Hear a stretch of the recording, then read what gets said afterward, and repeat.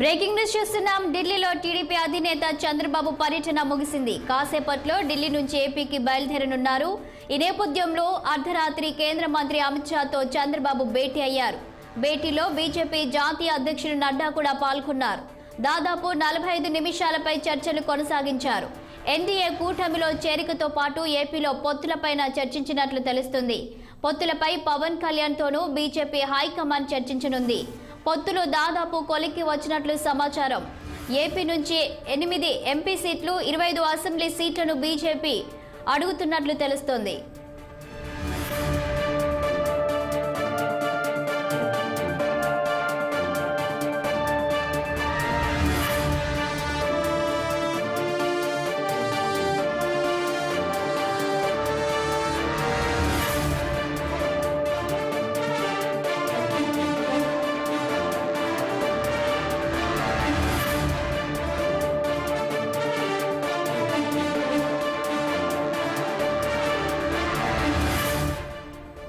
ఢిల్లీలో టీడీపీ అధినేత చంద్రబాబు పర్యటన ముగిసింది. కాసేపట్లో ఢిల్లీ నుంచి ఏపీకి బయలుదేరనున్నారు. ఈ నేపథ్యంలో అర్ధరాత్రి కేంద్ర మంత్రి అమిత్ షాతో చంద్రబాబు భేటీ అయ్యారు.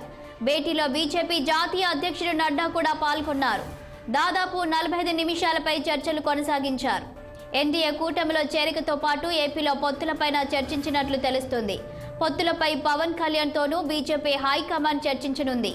పొత్తులు దాదాపు కొలిక్కి వచ్చినట్లు సమాచారం. ఏపీ నుంచి 8 ఎంపీ సీట్లు, 25 అసెంబ్లీ సీట్లను బీజేపీ అడుగుతున్నట్లు తెలుస్తుంది.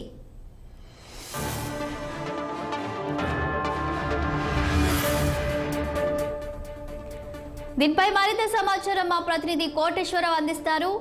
కోటేశ్వరరావు, చెప్పండి. ఇక నిన్న చంద్రబాబు, ఇవాళ పవన్ అయితే ఢిల్లీకి వెళ్ళనున్నట్టు తెలుస్తుంది. అయితే ఇక ఈ పొత్తుల వ్యవహారం అయితే ఖరారైనట్టు తెలుస్తుందా?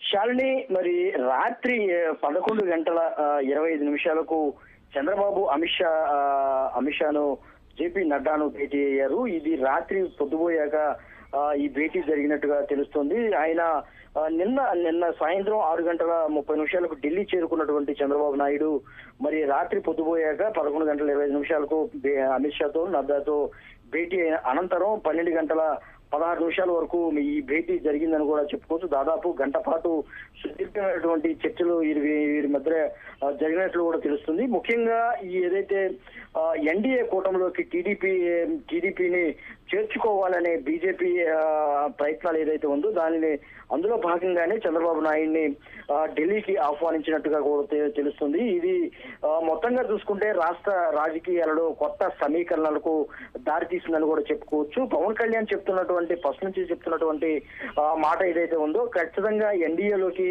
తెలుగుదేశాన్ని తీసుకుంటాము. అంతేకాకుండా ఎన్డీఏ కూటమిలో ఈ 3 పార్టీలు బీజేపీ, తెలుగుదేశం, జనసేన కలిసి ఈ రాష్ట్రంలోని వచ్చే ఎన్నికల్లో కలిసి పోటీ చేయాలనే ఏదైతే ఒక మాట చెప్తున్నారో ఆ మాటను నిజం చేస్తూ నిన్న ఢిల్లీలో మరి బీజేపీ పెద్దలతో చంద్రబాబు కలవడం ఒక ప్రాధాన్యత సంతరించుకుందని కూడా చెప్పుకోవచ్చు. ముఖ్యంగా రాష్ట్రంలో పొత్తులు అయితే దాదాపుగా ఖరారైనట్లుగా చెప్పుకోవచ్చు. బీజేపీ ఈసారి ఖచ్చితంగా ఈ సార్వత్రిక ఎన్నికల్లో రాష్ట్రంలో టీడీపీ, బీజేపీ, జనసేన కూటమితో వెళ్లాలని కూడా ఇప్పటికే నిర్ణయించుకున్నట్లుగా తెలుస్తుంది. ఇప్పటికే చూసుకుంటే జనసేన టీడీపీ పొత్తులో ఉంది.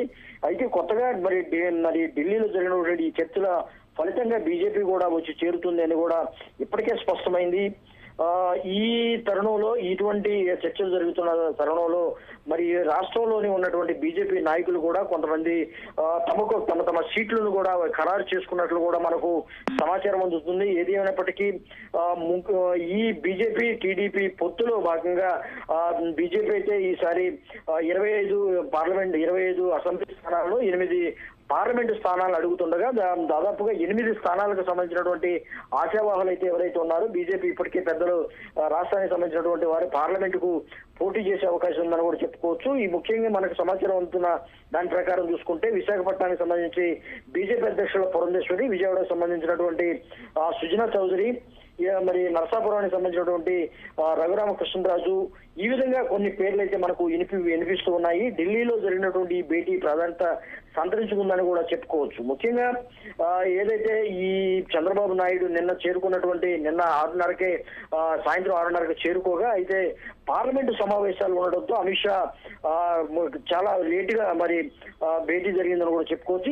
చంద్రబాబు ముందుగా భేటీ నితీష్ కుమార్ ముందుగా భేటీ అయ్యారు. ఆ భేటీ తర్వాత చంద్రబాబు నాయుడు మరి జేపీ నడ్డా బీజేపీ అధ్యక్షుడు మరి కీలక నేత అమిత్ షాతో భేటీ అయ్యారని కూడా చెప్పుకోవచ్చు. ఇది కొంత లేటుగా జరిగిన. Thank you Koteswararao.